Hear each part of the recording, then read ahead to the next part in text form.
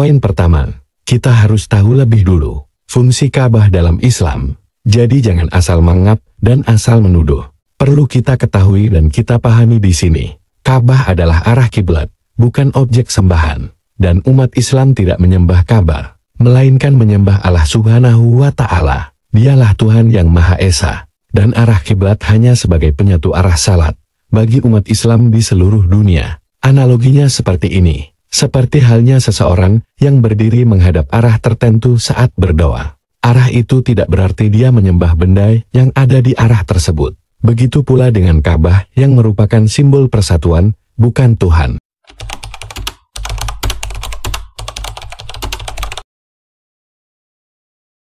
Poin kedua, Ka'bah sebelum Islam datang memang pernah dipenuhi berhala. Dan ini merupakan fakta sejarah yang diakui dalam Islam. Namun perlu digarisbawahi di sini, berhala-berhala itu ada sebelum kedatangan Islam.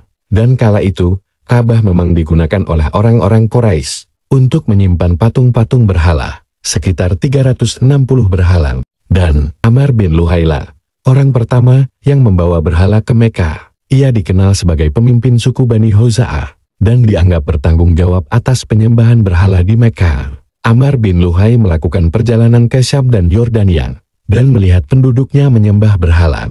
Dari situlah awal mula penyebaran berhala di Mekah. Amr bin Luhai kemudian membawa berhala Hubal ke Mekah dan memerintahkan penduduk Mekah untuk menyembahnya. Dan Amr bin Luhai mengajarkan masyarakat Mekah tata cara menyembah berhala yang dia pelajari di sana. Dahulu pada masa Nabi Ibrahim dan Nabi Ismail, tidak ada satupun patung berhala. Juga belum ada penyembahan berhala di Mekah. Amr bin Luhai lah orang pertama yang mengubah agama Nabi Ismail, yaitu dari agama Tauhid yang menyembah hanya kepada Allah, menjadi penyembahan berhala. Namun, Nabi Muhammad setelah penaklukan Mekah, beliau menghancurkan seluruh berhala di dalam dan sekitar Ka'bah. Sejak saat itu, Ka'bah dibersihkan dari penyembahan berhala, dan dikembalikan ke fungsi asalnya yaitu sebagai rumah ibadah untuk menyembah Tuhan yang Esa, yaitu Allah Subhanahu wa Ta'ala.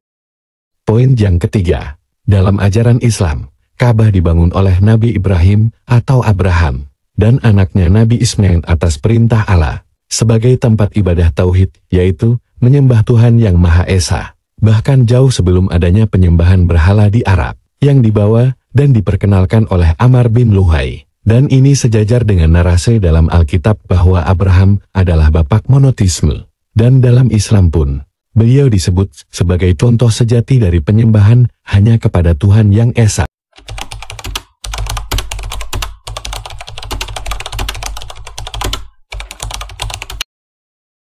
Poin yang keempat, Ka'bah dalam Al-Quran dan fungsinya. Sebagaimana firman Allah dalam Al-Quran berikut ini. Dan ingatlah, ketika kami menjadikan rumah itu, Ka'bah tempat berkumpul bagi manusia, dan tempat yang aman. Al-Quran Surah Al-Baqarah ayat 125.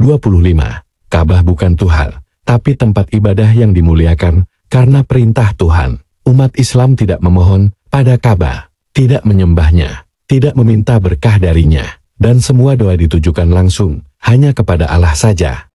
Poin kelima, tuduhan visual, sujud ke arah Ka'bah, apakah menyembahnya? Perlu kita ketahui di sini, sujud ke arah Ka'bah adalah kewajiban arah, bukan bentuk pemujaan kepada bangunan itu. Jika tidak ada Ka'bah pun, umat Islam tetap bisa beribadah, karena intinya adalah menyembah Allah, bukan bangunannya. Analoginya seperti ini, jika seorang Kristen berdoa menghadap salib, apakah dia menyembah salibnya? Tentu tidak. Maka, demikian pula umat Islam tidak menyembah Ka'bah. Poin ke-6. Fakta Ka'bah kosong di dalamnya. Ka'bah tidak memiliki patung, berhala, atau ornamen yang disembah di dalamnya. Ruangannya kosong. Ini sangat bertolak belakang dengan tempat-tempat pemujaan berhala, yang biasanya dipenuhi simbol-simbol sesembahan. Poin ke-7. Ini counter balik dari saya buat tetangga sebelah, yang hobinya menuduh kami umat Islam menyembah Ka'bah. Perlu diingat, dan juga dilihat wahai umat Kristen, bahwa dalam tradisi agama Anda pun, terdapat tempat suci seperti gereja, simbol salib, patung Yesus, Bunda Maria, dan bahkan penghormatan fisik, seperti misalnya mencium salib, atau berlutut di altar. Bagaimana jika tuduhan yang sama pun kami lontarkan terhadap keyakinan Anda? Jika kami katakan kalian menyembah salib, menyembah patung, apakah Anda akan terima? Tentunya tidak, bukan. Jadi, tuduhan terhadap Ka'bah bersifat tidak konsisten jika dilakukan tanpa memahami konteks teologis Islam. Kesimpulannya, Ka'bah bukan berhala dan tidak disembah oleh umat Islam. Tuduhan-tuduhan tersebut bisa dipatahkan dengan pemahaman yang benar tentang kiblat.